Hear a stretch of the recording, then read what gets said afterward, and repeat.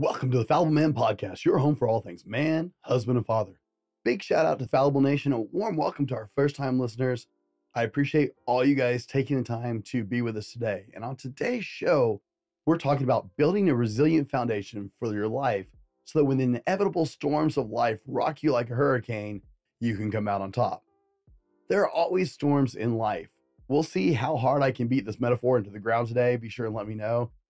It's a very natural part of life to have peaks and valleys. They're only lulls for a time. That consistent time period is always just a time period. Change is the constant that you can count on in this life. None of us like them, of course, but the changes is just inevitable. It doesn't change the reality for us, though, that it just happens, right? There are those storms that just rock us hard. A lot of people have been experiencing this in the last couple of years. The dreaded Rona changed the world as we know it, and it altered a lot of people's lives forever. Businesses were shuttered, livelihoods were lost, and jobs were gone. The way everyday life work changed too. The repercussions are still rippling through the waters of life. Jobs are still being lost as things get automated. More people are doing more for the same amount of money so companies can cut overhead. I read an article this week on company culture changing as employee levels change too. It appears that as people are going back to work, less and less of the employees actually want to have work friendships. They want to go to work and they want to leave. They don't want to go hang out with their buddies from work and talk about work after work. They don't want to do company social functions on their off time. They want to work, then they want to go home and be in their family culture or their friends, but not make more friends at work. This is a really big change in company cultures and the way work-life balance has gone for a lot of years. In all this turbulence and changing landscape, we need a rock solid, resilient foundation that will not move or break no matter what we're in. So let's get into it. Here's the million-dollar question. How do men like us reach our full potential and grow into the men we dream of being while taking care of our responsibilities, working, being good husbands, fathers, and still take care of ourselves? That's the question, and this podcast will help you with those answers. My name is Brent, and welcome to the Fallible Man Podcast. All right, guys. Now, as we get into building our rock solid foundation, the first place we have to start is at routine and habit. Now, routine and habit are really, really important because that's where that foundation starts. Let me explain this because this seems too obvious, right? This is way too easy. Yeah, you're like, duh, Brent. Well, who are you on your worst day? When life's at its worst, you can't see the light at the end of the tunnel. Do you prioritize your health? Do you still eat well? Do you go work out? Or do you sack out and sleep in late, watch too much TV, and eat junk? Yeah. Are you short-tempered and stressed, or are you calm and focused during those times, during that worst times in your life? On your worst days, where's your head at? The simple facts are that in times of difficulty, we tend to revert to what is comfortable and easy and return to the familiar and simple. We retreat to what comes most natural to us. So this first layer of the foundation needs to be that when we're battling the storm, we practice healthy and beneficial routines. So we have to develop habits that are healthy and beneficial until they become so second nature for us that there's just no conscious thought and we do it automatically. For example, if I were to get up every day, and I do mean every day, at 0400 and perform the same routine every day for the first hour or two, then eventually I'll get to a point where it feels odd if I don't do it. Then to a point where it feels like my day is not right if I don't do it.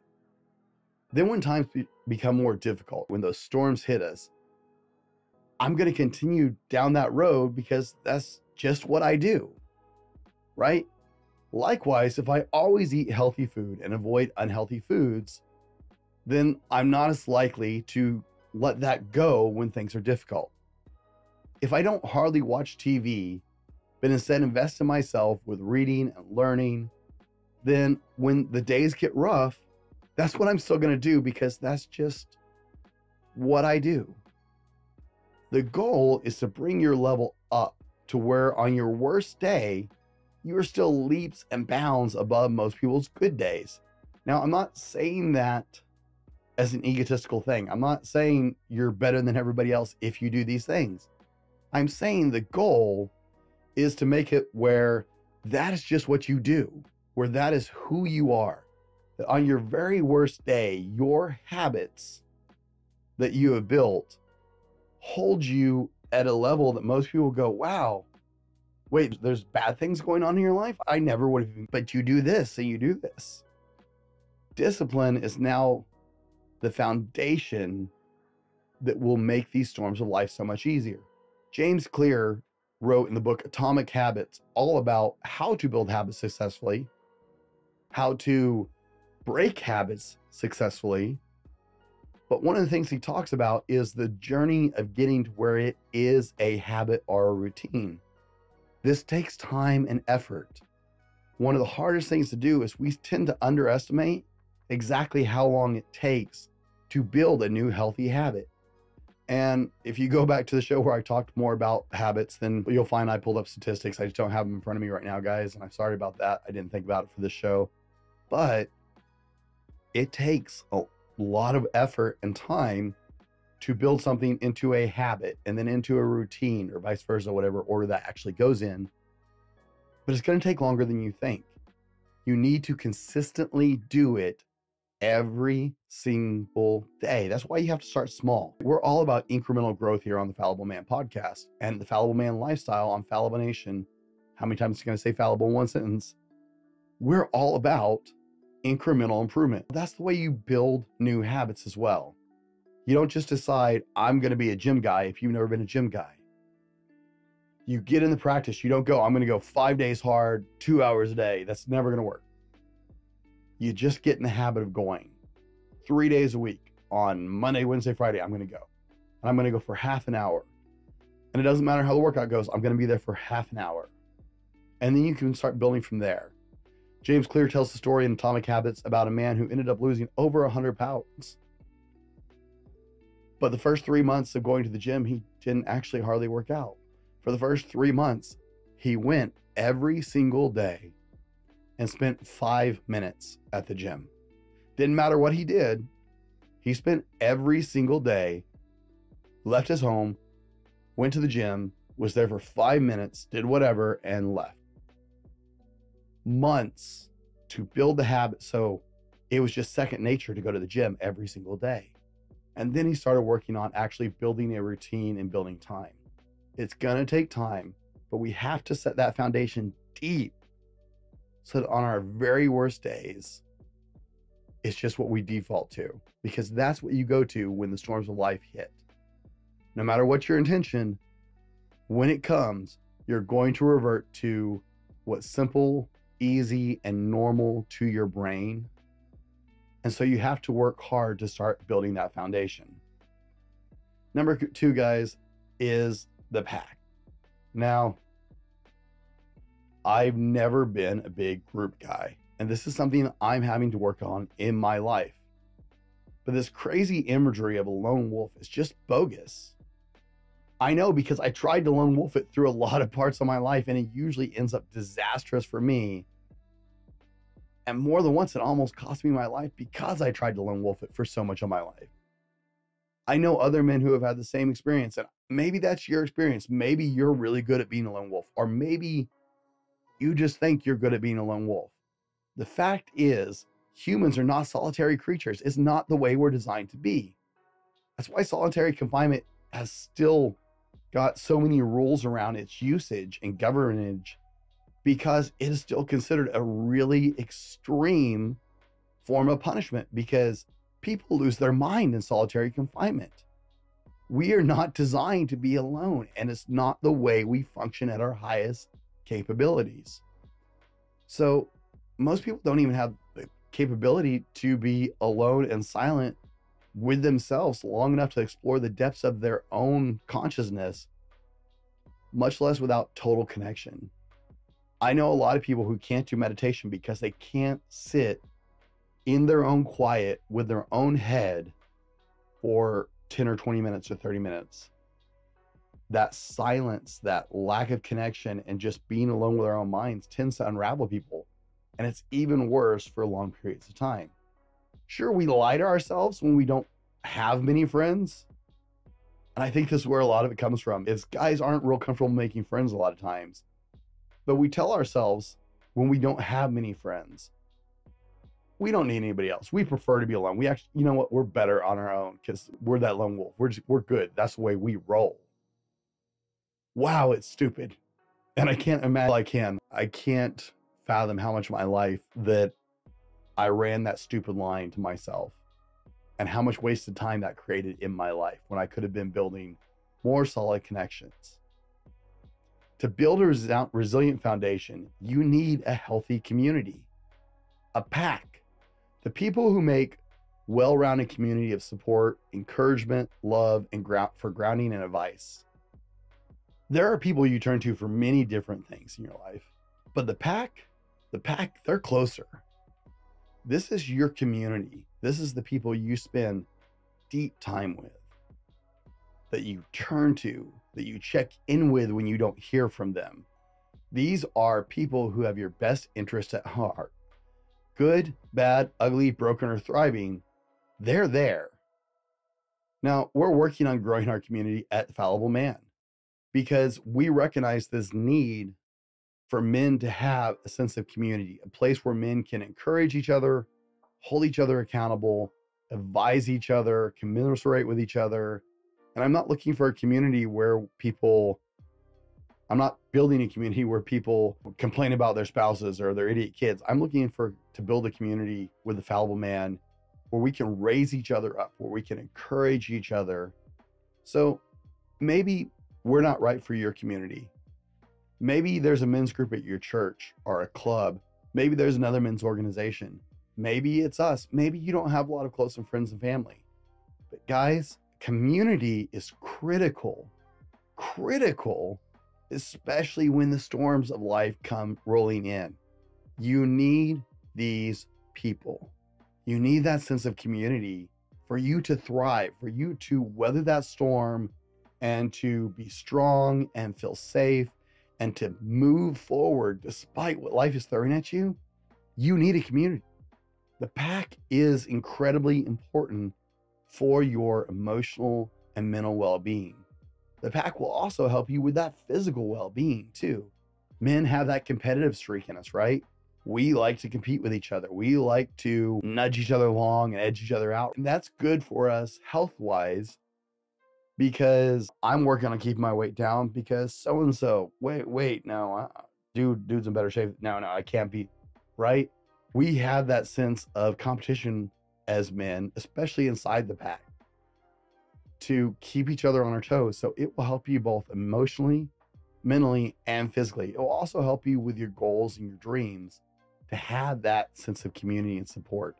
Just be really careful as you're picking that community because you want to be supported and encouraged by people who will lift you up, not people who will drag you down or let you stay right where you are. That's not a healthy community.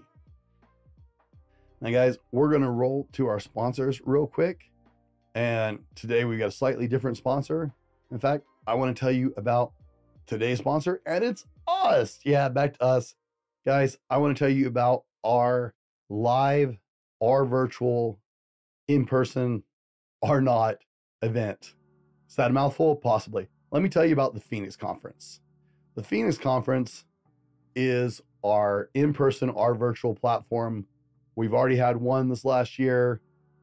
We had 7 amazing speakers, guys. For 2 days, we gathered as men, both online and in person, and had 7 incredible speakers. And we really dove into mentorship and being a role model and our role as men in mentoring the next generation. And actually, those videos will be available for sale on the website shortly. They're just not quite there yet. I'm almost done with them. We are selling tickets for our virtual event. So it doesn't matter if you're not here in Central Washington, you can attend virtually as well. Our attendees get all kinds of goodies, guys, but we are talking about mission. Finding your talos. What is a talos? What is your purpose? There's your secret. It's part of your purpose, but it's bigger than that. We've already booked our first speaker, Jim Fuller. He's an author, he's a coach, he's a TEDx speaker, and he is an expert communicator. And he's going to be talking to us about communication as men and how critical it is in our mission to be able to communicate effectively. Guys, we are so excited. This is coming up in February. Like I said, you don't have to be physically here. We do it virtually as well, guys. Check out the Phoenix Conference. If you enjoy the podcast, imagine rolling the podcast into 2 days, 6 to 8 sessions of just overload of amazing information. Early bird pricing is going on right now. You can get your tickets currently at thefallibleman.com/thephoenix.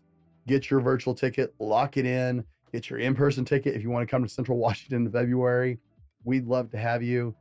Check out the Phoenix, guys. It is 2 days of just hardcore focus on refining your purpose and figuring out where you're going and helping you build that in your life.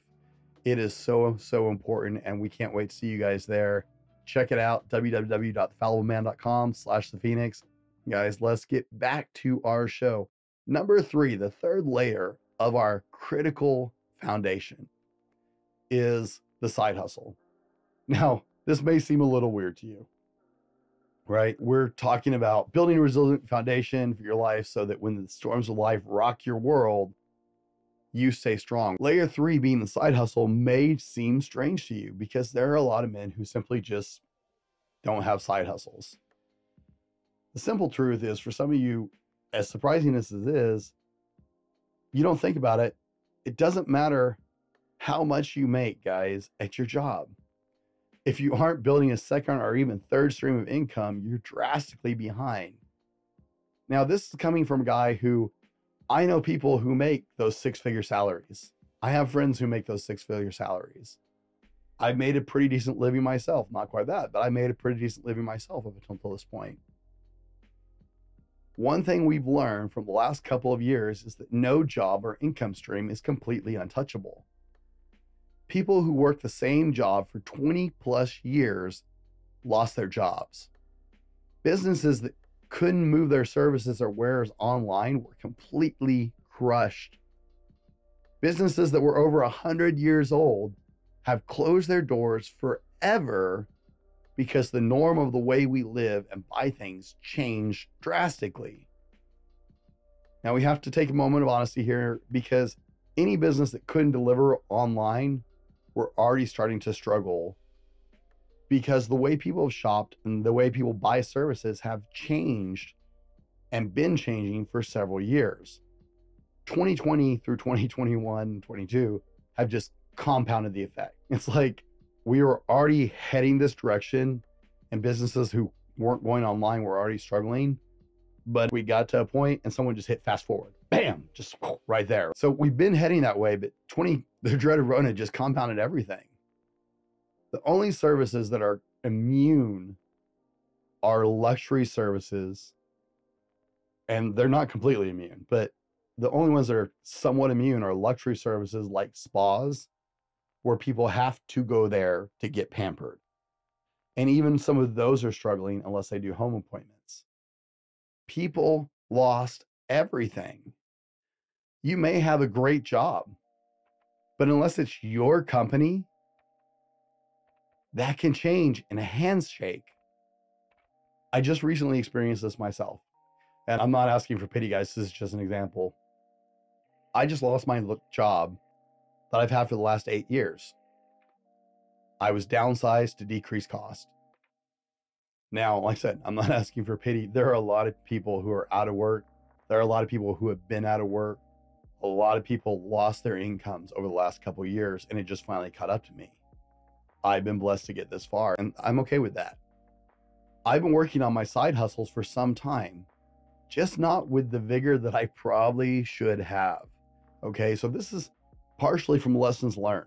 This is the place I'm at right now, and I am learning myself because I had a pretty decent job that took care of my family.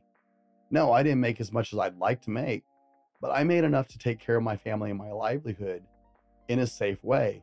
And that was great, and it let me put my guard down. I got comfortable.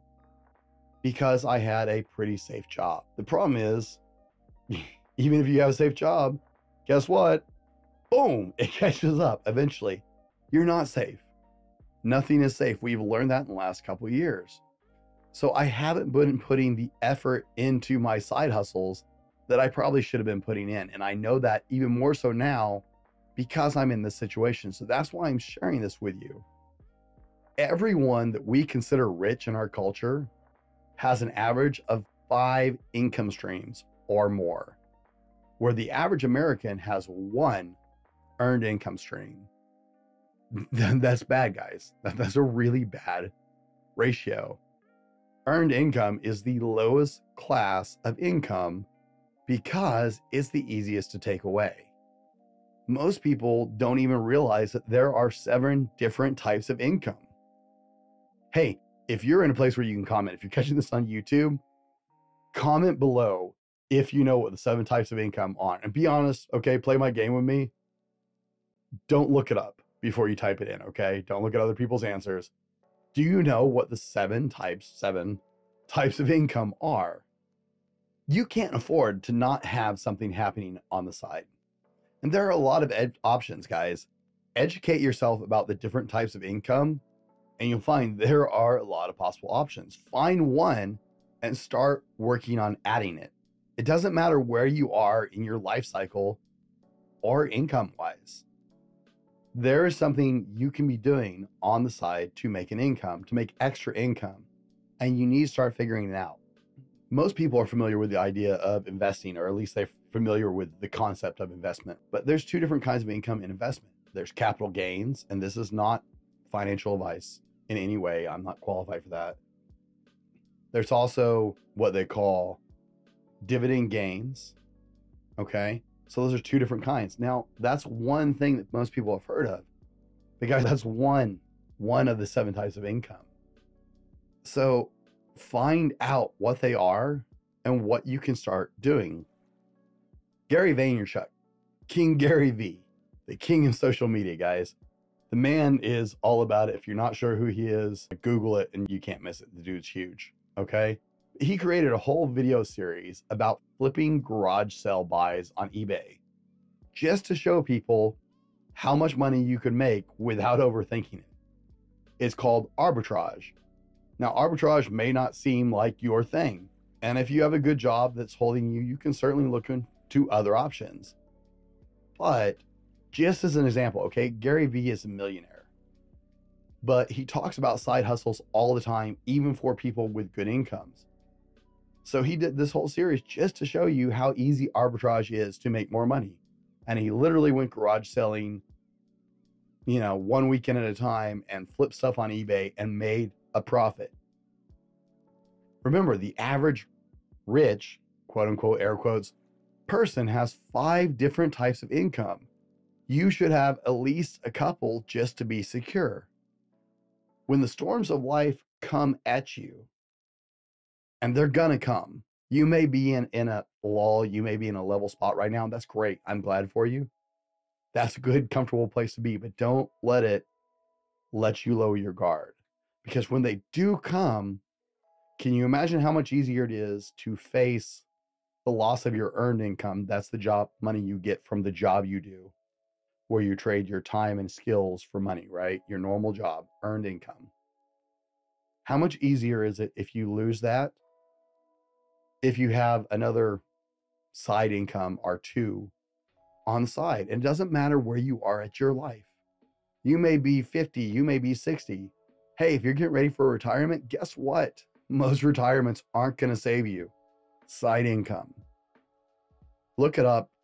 YouTube it, guys. Oh my goodness. If you go down the YouTube rabbit hole, trust me, there is an entire YouTube rabbit hole of side hustles. Look it up, figure it out, because when you lose that, life is a lot less stressful if you have another form of income coming in.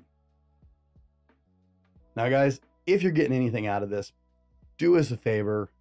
If you're on iPhone platforms, you're on Apple, hit Apple Podcasts and leave us a rating and review. That helps us incredibly. If you're an Android listener, guys, I love you guys. I was Android for a lot of years. I only switched to Apple for editing purposes because it's a better computer for that. But the podcast world is still predominantly Apple. So what you need to do to leave us a rating review if you're an Android user is go to Stitcher. Stitcher is a free app, free account, and it's one of the only ones other than Audible where Android users can actually leave a rating and review. Now, that helps us out immensely and helps us to continue what we're doing. And if you leave us a review, you might just hear it at the end of the podcast, because that's a new segment we're starting.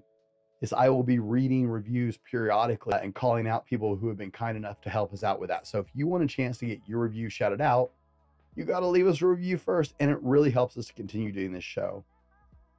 Layer 4, guys, ownership and perspective.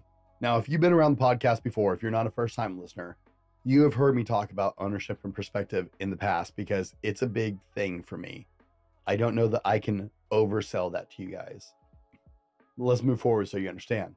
For years, I lived in the Midwest, and I loved watching the storms because you can literally just watch the storms roll across the prairies.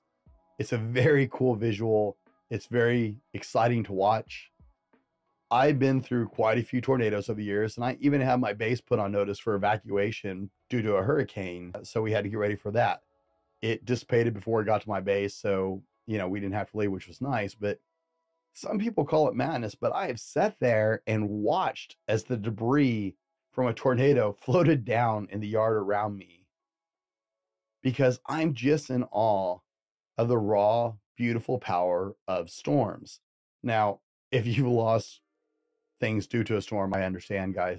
Please be smart. If you're in the path of a storm, get out. Okay? Don't ever underestimate that raw, beautiful power, because it will destroy your life entirely. But I harp on ownership and perspective a lot. Ownership gives you power. Being a victim when the storms come crashing in will just leave you tossed about in the squall. The more you get thrown around, the worse your victim mental state becomes, and the more hopeless you start to feel.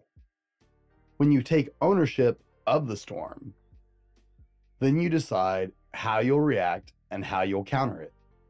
It may beat you up, but it's never going to get the best of you because you own it. I lost my job due to downsizing. There was literally nothing I could do about it, especially since I know who else was cut. They literally gutted our team and cut it in half. I know the decision-making criteria that was used in deciding who lost their jobs, and nothing about that could have been changed. That's not something I can control. However, what I can control is how I respond to it. Like I said, I'm using me as an example because I don't feel right using anybody else as an example. What I can control is how I respond to that situation. How do I let it impact me? Bitching is completely useless and just a waste of my time and energy. And honestly, the whole situation's not worth that kind of negativity in my life. But do I let it ruin me as a dad? Do I bring that frustration home? A lot of people do. No, I own how I'm taking care of that. My goal is to be a great father and a great husband and a great man. Bringing that negativity into my house isn't going to help. That's what I can control. That is what I own. I cannot change what happened, but I can control whether I let that impact my family, whether I let that frustration or anger impact the people around me. I can control how I treat people. I don't have to let it ruin my day. I don't have to let it take the smile off my face. I don't have to let it change the way I live my life. There are some decisions that have to be made. There are things that are going to happen, right? I've got to find a new job, all that good stuff. I got to figure out the income thing. But guess what? I can let it ruin my life, or I can take ownership of it. I can take control. Likewise, I can decide how I frame the situation, the way I perceive it.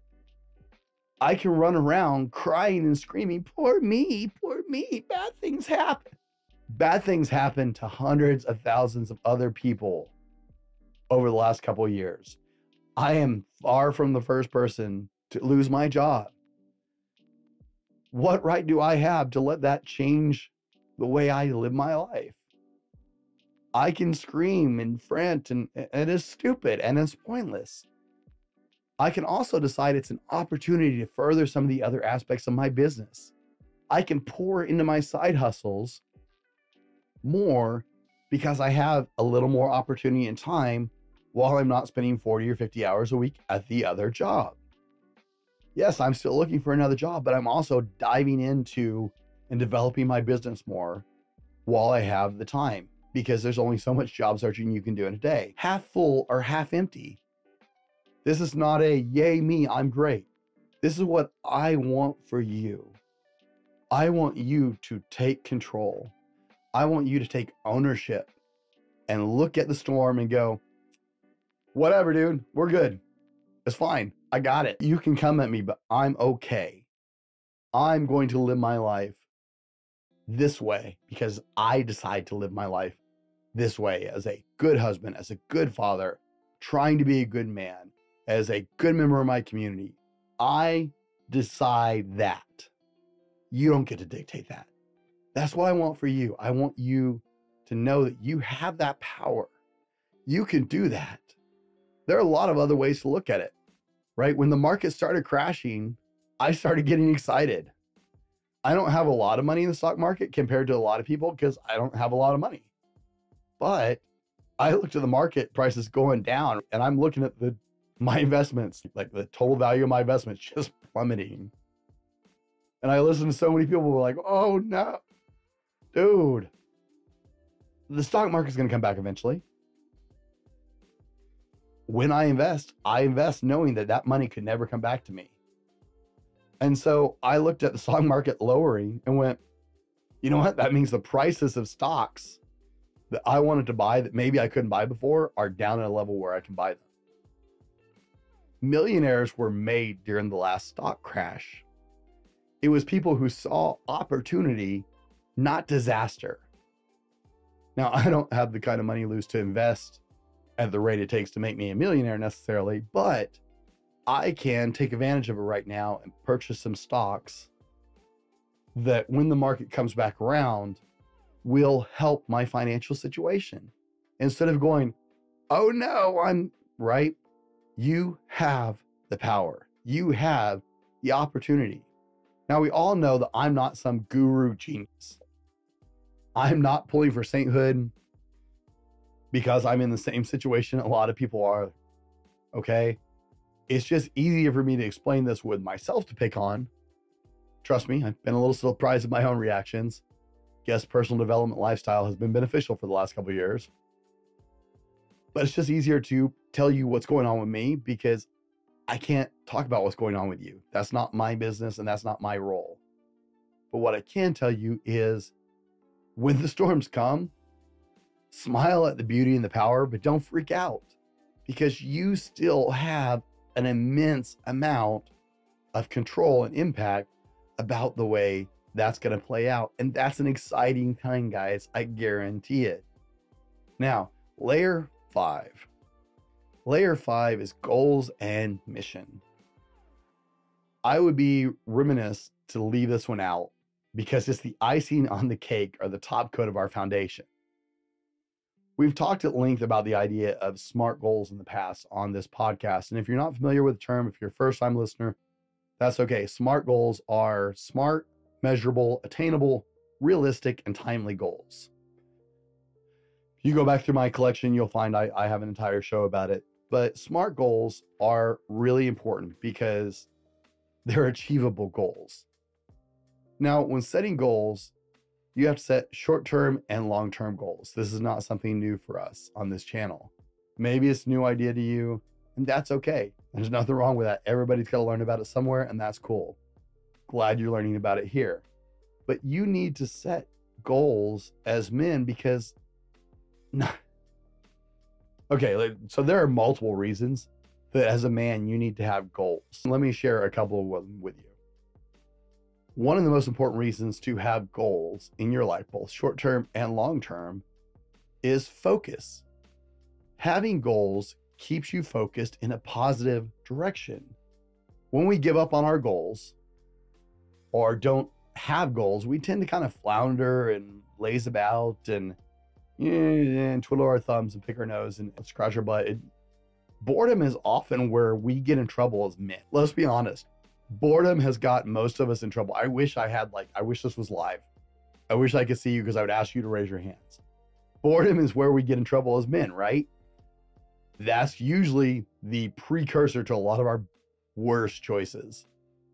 Not having goals sends us down that path because men are goal-oriented. And without that, we tend to get bored or flounder or get shiftless and aimless. Purpose. Goals help us stay in line with our purpose. Men absolutely need a purpose like the desert needs rain. Sorry if that's a little too artful, frou-frou sounding for you. Trust me, it felt weird coming out of my mouth. But I need you to understand the level of importance purpose plays in a man's life. Without purpose, men wither both emotionally, mentally, and even sometimes physically. Goals help us stay in line with our purpose. Path. When we lose something big like a job or someone we love, the really, really big storms of life, we need a foundation, but we also need lighthouses to keep us on the path. Think of goals as a lighthouse, right? As we build this solid foundation to hold us steady in the storms of life, sometimes goals just become the navigation beacons, keeping us on our path even in the worst storms. The storm may be devastating, but sometimes the only way to get out of it is to follow the path forward and keep moving. Goals help you stay the right course. It gives you a path. It's like a beacon in the storm. Goals also give you identity, or help you maintain your identity, I should say. Goals help us not lose ourselves in the storm. It is super easy to get swallowed up when you're at a loss. Okay, when those storms are battering you and you feel like the world is coming down on you and you're just drowning and you don't know which way is up. Goals help you keep your identity. It helps you stay who you are. It helps you hold on to who you are and who you want to be because you have goals, which are helping you stay focused and on your purpose and on your path. It helps you not lose your identity in those critical moments in your life. What do you think? Did I beat the story metaphor to death? Did I just run that right into the ground?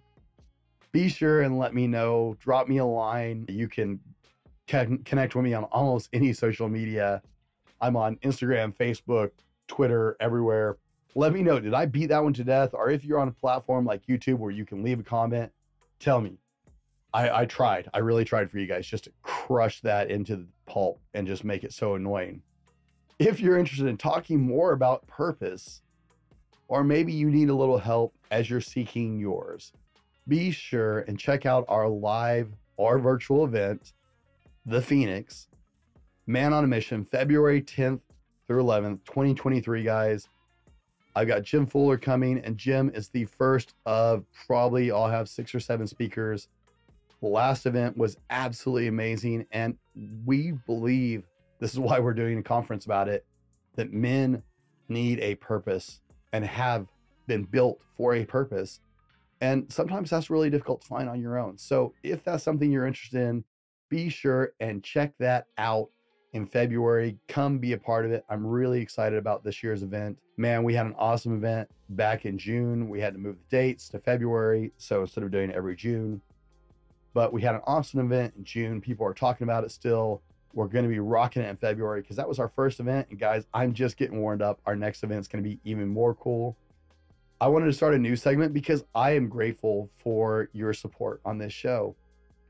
So at the end of every show, I'm going to pick one of our reviews and I'm going to read it out and shout out that person. And today's review is from Neko-sama on Apple Podcasts. And Neko-sama said, I love these episodes. 5-star review.